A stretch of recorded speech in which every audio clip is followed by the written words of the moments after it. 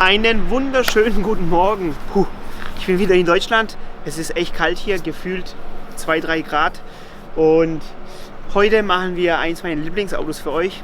Habe ich selber gefahren, 2 Jahre, und ich muss euch sagen, das ist das geilste Familienauto. Was glaubt ihr denn, was es ist? Das ist ganz einfach. Das geilste Familienauto ist nur der RS6. Ja? Und heute werden wir ihn umbauen. Und zwar ist es der 560 per Serie. Wir werden ihn umbauen auf 730 PS und 930 Newtonmeter. Wir verbauen Akrapovic Abgasanlage ab Turbos, das heißt mit Downpipes. Dann verbauen wir einen Ford Ladeluftkühler, ja, der für zusätzliche Kühlung sorgt im Ladeluftkühlerkreislauf. Somit kommen wir, nein, damit kommen wir so 15 bis 20 Grad runter unter Volllast von der Anzugluft-Temperatur. Und natürlich Software, Motorsoftware, Getriebe. Ziel 730, Kunde tankt 102 Oktan. Vermutlich werden wir am Ende irgendwo zwischen 740 und 750 PS liegen. Mit 1,8 Bar Ladedruck und 20 Grad Zündung. Also, los geht's!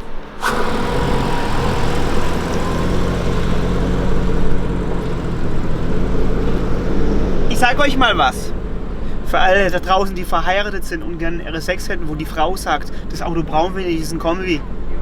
Müsst ihr halt 2 Kinder machen, dann braucht ihr Platz für 2 Kinderwagen und dann erlaubt euch auch schon die Frau ein Kombi. Also. From Alpha to Omega, VHS to Beta, PlayStation to Sega, my skill is still greater. The sickest thing since VD, wicked like VG. Live my life crooked like the left finger on ET. Please believe me, this be the realest thing I ever wrote. Right after talking to Pac, puffing on heavy smoke.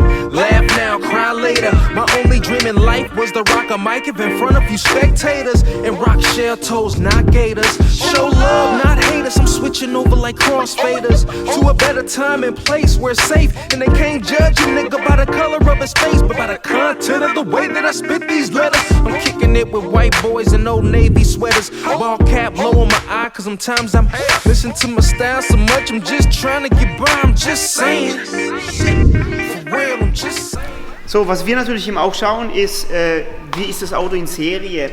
Ist da irgendwas? Und mir ist jetzt schon bei der Serienprobefahrt aufgefallen, dass der ab und zu unter Volllast, wenn er wirklich heiß wird, die Check-Engine-Lampe anfängt zu blinken. So, das bedeutet Zündaussetzer. Immer wenn Check-Engine-Lampe blinkt, sind es Zündaussetzer. So, das Auto hat jetzt 50.000 Kilometer. Was wir jetzt natürlich auch mitmachen werden gleich, ist Zündkerzenwechsel. Wenn wir so die originale Zündkerze anschauen, sehen wir recht gut, dass sie eigentlich ziemlich Schrott ist. Ja? Und das ist nicht nur eine, sondern alle. Die haben wir jetzt schon rausgemacht. Und jetzt machen wir schöne neue rein für die maximale Leistung. So, Zündkerzen sind drin, Auspuffanlage ist drin. Jetzt fehlt noch Ladeluftkühler. Wir haben hier ein tolles Paket von Forge. Hier, schaut euch das mal an. Das Ding muss da rein. Also das ist jetzt ein Wasserkühler, weil das Ladeluftsystem ja mit Wasser gekühlt wird. Das heißt, hier haben wir eine zusätzliche Fläche zum Kühlen. Also das heißt auch automatisch so um die 1,5 Liter mehr Flüssigkeit im System drin, im Kreislaufsystem. Und die Anzugluft-Temperatur sollte so um die 15 bis 20 Grad runtergehen. Dann machen wir das gute Stück jetzt mal da rein und dann sehen wir weiter. Popping on the west side, cause it's where I stay. I just made 1,000, blew it in your face. I've been going in, I'ma close the case. I can't wait no more, man, I gotta blow today. Popping on the west side, cause it's where I stay. I just made 1,000, blew it in your face. I've been going in, I'ma close the case. I can't wait no more, man, I gotta blow today. So, jetzt kommen wir nämlich zum geilsten Teil von der Modifikation, die Software. Ich werde jetzt erstmal die Motorelektronik auslesen, das Getriebe auslesen und dann zeige ich euch, wie man das Ding richtig schreibt und auf was man achten muss beim Programmieren. Die Software ist eigentlich auch nicht so schwer zu schreiben beim Benziner Turbo. Ein Benziner Turbo macht die Leistung klar über Ladedruck. Aber da wir ja verbaut haben, komplette Abgasanlage Akrapovic, Downpipes von Akrapovic, Forge Ladeluftkühler, müssen wir natürlich jetzt die Software darauf anpassen. Der Vorteil bei einer Software gegenüber einer Zusatzbox, es gibt ja auch so Zusatzelektronik, Zusatzboxen, die angeboten werden. Meiner Meinung nach ganz klar Software, weil eine Zusatzelektronik kann dir nie Zündung ändern oder Kraftstoff ändern. Ja? Zusatzelektronik bescheißt mehr oder weniger einfach nur einen Ladedrucksensor. Ja? Und deswegen kannst du halt wirklich, wenn du das Programm selber machst für die Motorelektronik, kannst du dem Motor sagen, fahr 3 Grad mehr Zündung, fahr ein bisschen magerer. Ja, das geht halt mit der Zusatzbox alles nicht. Zusatzbox ist halt, ja, das ist wie wenn ich jetzt mir einen Anzug kaufen will und gehe in so einen normalen Laden, kaufe mir einen Anzug für 100 Euro oder halt Vergleich zu Software, abgestimmte Software, ich gehe zu Hugo Boss und lasse mir da meinen Anzug schneidern. Ja. Das ist halt der Unterschied zwischen einer Box und einer richtig geschriebenen Software. Das hier ist zum Beispiel die modellierte Abgastemperatur. Das heißt, das Auto hat auch keine Temperaturfehler mehr, sondern wird alles modelliert. Und das heißt dann, okay, bei der und der Drehzahl, der und der Last hat das Auto, jetzt habe ich hier eingestellt, dass es praktisch 900 Grad sieht. Also das Auto wird nicht mehr sehen wie 900 Grad Abgastemperatur. Hat den Vorteil, dass halt kein Bauteileschutz aktiv wird. Den brauchen wir jetzt momentan nicht mehr, weil der Bauteileschutz ist eigentlich nur für den Katalysator da. Ja. Das heißt, soll die Kopftemperatur irgendwas Wasser zu heiß werden, reduziert er sowieso die Leistung runter. Und anhand von der Abgastemperatur überwacht er eigentlich nur die Katalysatoren und geht dann in so eine Art Bauteileschutz, wenn die Temperatur zu heiß wird, damit dem Katalysator nichts passiert. Aber da wir jetzt keinen drin haben, müssen wir keine Rücksicht darauf nehmen. Von daher maximale Temperatur 900. Ja, da gibt es noch andere Sachen. Hier das Kennfeld hier zum Beispiel, das kennt ihr wahrscheinlich schon. Das ist also der maximale Ladedruck bzw. maximale Sollfüllung anhand von der Ansauglufttemperatur. Das heißt, wenn die Ansauglufttemperatur heiß wird, sollte natürlich der Druck sinken. Ja, viele Tuner, sage ich mal, was heißt Tuner? Wahrscheinlich Leute, die die Software einkaufen und nicht mal wissen, was sie reinspielen, bekommen das Software von irgendjemandem, wo das hier komplett auf voll setzt. Ja, das heißt, das Ding wird einmal heiß. Wenn die Pumpe ausfällt oder so, beim Ladeluftkühlerkreislauf wird einmal heiß, kriegt Zündaussetzer, kann sein, dass Kerze nein fällt, Motorschaden. Danke, ade vaché. So. Deswegen sage ich, hört nicht immer oder schaut nicht immer, was die anderen sagen, von wegen, die stehen dann vor der Kamera und sagen, ja, ich mache meine Software selber, ich schreibe meine Software selber. Wenn ihr dort seid, fragt ihn einfach, ob ihr da zuschauen könnt, ja, wie er die Software ändert. Und erst dann könnt ihr euch sicher sein, dass derjenige wirklich die Software selber schreibt. Wenn einer euch sagt, ja, ihr könnt zugucken und der geht mit euch ans Auto, steckt den Stecker an OBD und sagt dann, ja, jetzt nimmt mal Platz und ihr fragt, ja, darf ich mal zugucken, wie das funktioniert. Wenn man dann anfängt mit Betriebsgeheimnis, bla bla bla, dann könnt ihr schon davon ausgehen, dass er einfach die Software nicht selber macht. Ja? Also probiert es einfach mal aus beim nächsten Besuch bei eurem Tuner. Fragt ihn einfach mal, ob ihr da zugucken könnt. Sehr interessant. Das sind jetzt hier alles Zündwinkelkennfelder. Früher war es so, man hatte 1, 2 Zündwinkelkennfelder, jetzt gibt es da 7, 8, 9. Also das ist jetzt Zündwinkelkennfeld Grundzündwinkel Variante 1. Ja, dann gibt es Grundzündwinkel Variante 2, Variante 3, Variante 4. Und je nachdem, wie der die Zündung zurücknimmt, wie die Ansaugluft ist, wie die Spritqualität ist, springt er von Zündwinkelkennfeld zu Zündwinkelkennfeld. Das ist jetzt die Variante 1. Das ist also, wenn man den besten Sprit tankt und wirklich auch keine Rücknahme da ist, dann wird er hier jetzt fahren. So. Hier sehen wir zum Beispiel jetzt, dass wir bei 3000 Umdrehungen, ja, bei 200% Last, einen Zündwinkel von 8,25 Grad fahren. So, das habe ich jetzt eingestellt. Ja. Ich habe jetzt hier eine Vorzündung von 3 Grad gemacht, ja, obenrum 6 Grad. Ja. Und wir werden auf jeden Fall über die 220% Last kommen mit 1,9 Bar Ladedruck. Und das heißt, unter Volllast wird sich dieser RS6 jetzt hier unten befinden. Der wird diese Zündwinkel abfahren. Ja? Wenn ich das jetzt reinspiele und nachher meine Lokfahrt mache auf der Straße, verfolge ich praktisch die Last, die Drehzahl und mache die Loks von der Zündung und sehe, ob er auch diese Zündung fährt. Ja? Sollte er diese Zündung nicht fahren, dann weiß ich, das logge ich natürlich auch, dann macht er schon eine Zündwinkelrücknahme. Das heißt, es ist dann einfach zu viel für den Kraftstoff, der da drin ist, fängt an zu klingeln und nimmt Zündung zurück. Die neuen Autos können bis zu, die sind eingestellt, meistens so 12 bis 13 Grad selber zurücknehmen. Das heißt, rein verständlich, wenn jetzt ein Tuner oder selbst wenn ich jetzt hier 15 Grad reinschreibe bei 5000 Umdrehungen und der Kunde würde einen sehr, sehr schlechten Sprit tanken, dann könnte das Auto maximal zurückregeln 12 Grad, ja, dann könnte er hier anstatt 15 2 Grad fahren, ja, also das ist ja ein Leistungsunterschied, glaube ich, von 150 PS dann, ja, aber ich versuche das immer so abzustimmen, wenn ich die Loks mache, dass ich sehe, okay, bei 100 Oktan oder 102 Oktan gehe ich so, dass er so 0,5 bis 1 Grad auf der Straße zurücknimmt. Ja? Somit habe ich die maximale Leistung, weil ich weiß, okay, mehr Zündung kann ich eh nicht fahren. Ja?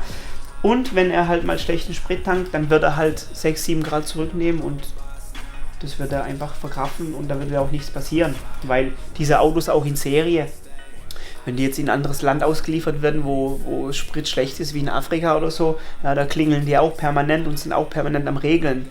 Also funktioniert das eigentlich problemlos. Dann haben wir die Höchstgeschwindigkeitsbegrenzung, das heißt, da gibt es auch mehrere Codiervarianten.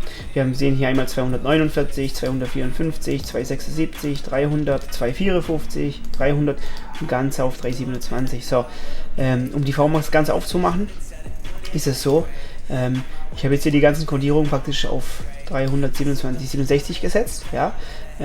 Das reicht aber noch nicht, weil der noch anders überwacht.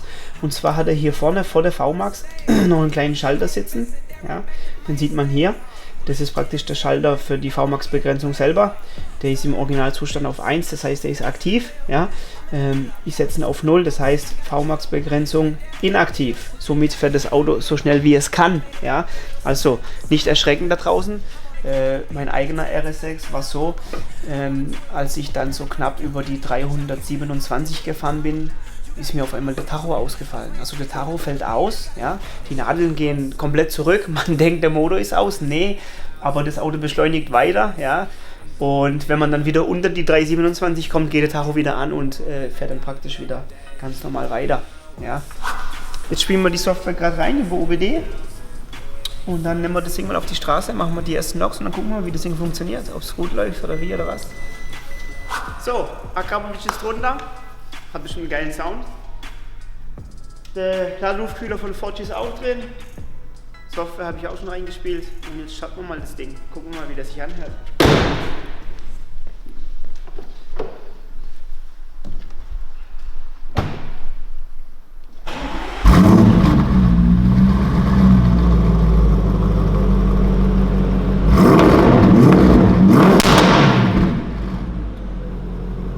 So, dann machen wir jetzt unsere erste Testfahrt mit der Leistungsmessung von Insoric.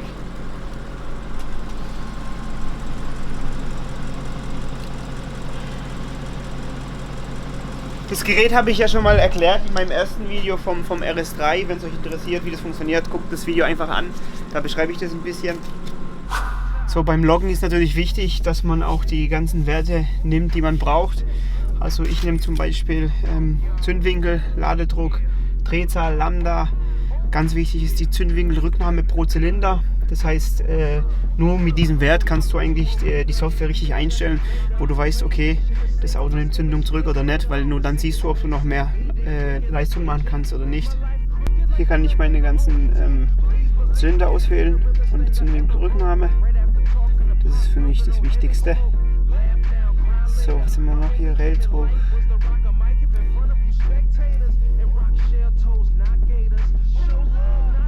Ansauglufttemperatur.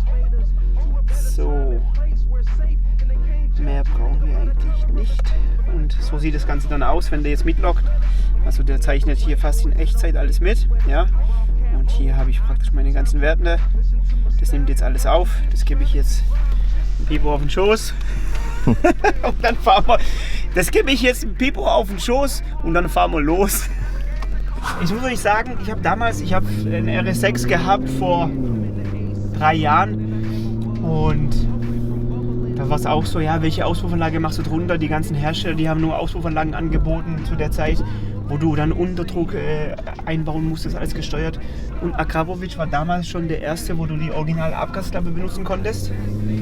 Und die habe ich drunter gebaut. Bei mir war es sehr zufrieden, also habe nie Probleme gehabt, bin 70.000 Kilometer mit dem Auto gefahren, habe es dann verkauft und es fährt immer noch. Ja. Jetzt zeige ich euch gleich was, weil in der Schweiz, da haben wir viele Kunden, das haben wir mal für die Schweiz programmiert, das haben wir genannt die Turbo-Eule. So, was ist die Turbo-Eule? In Serie macht das ja nicht, wenn ich jetzt im unteren Drehzahlbereich Gas gebe und vom Gas runtergehe, dann hört es sich an wie eine Eule. Achtung, passt mal auf. Achtung. Hört man das?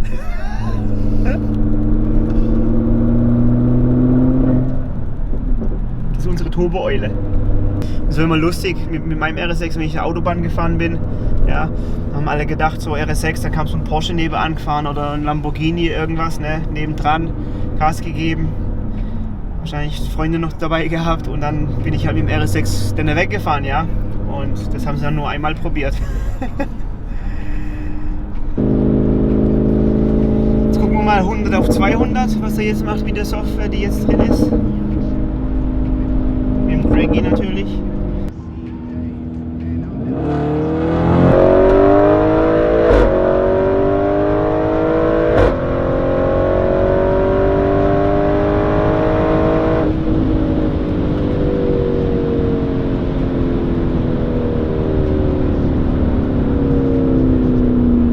Oh, 7,2 Sekunden.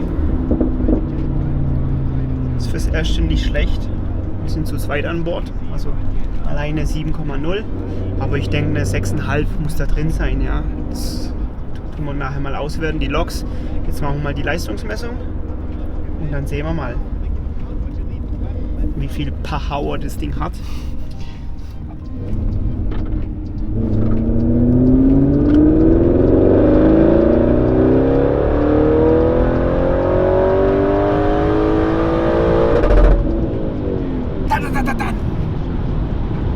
Und ausrollen lassen.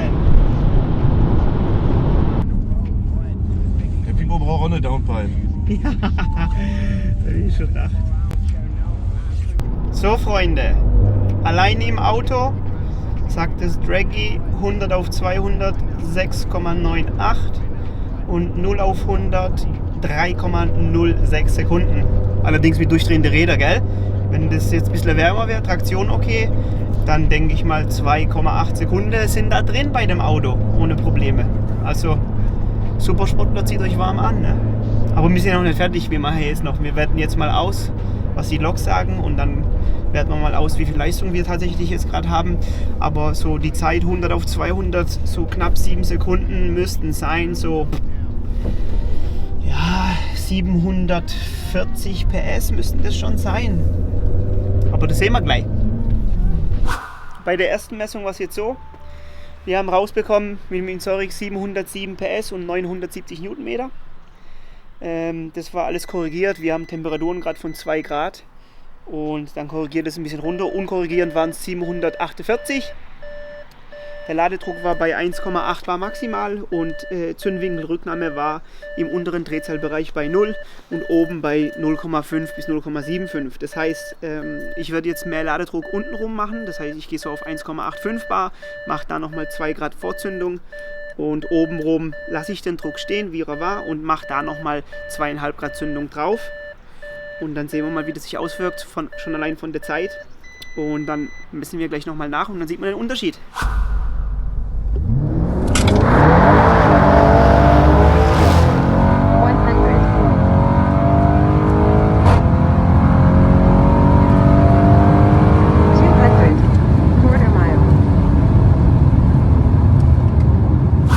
So, wie ihr seht, haben wir noch ein bisschen abgestimmt, ein bisschen alles angepasst und sind jetzt aufs Endergebnis gekommen von 747,1 PS und 964,7 Newtonmeter. Das heißt also, wir geben an 730 PS und ich glaube 930 Newtonmeter.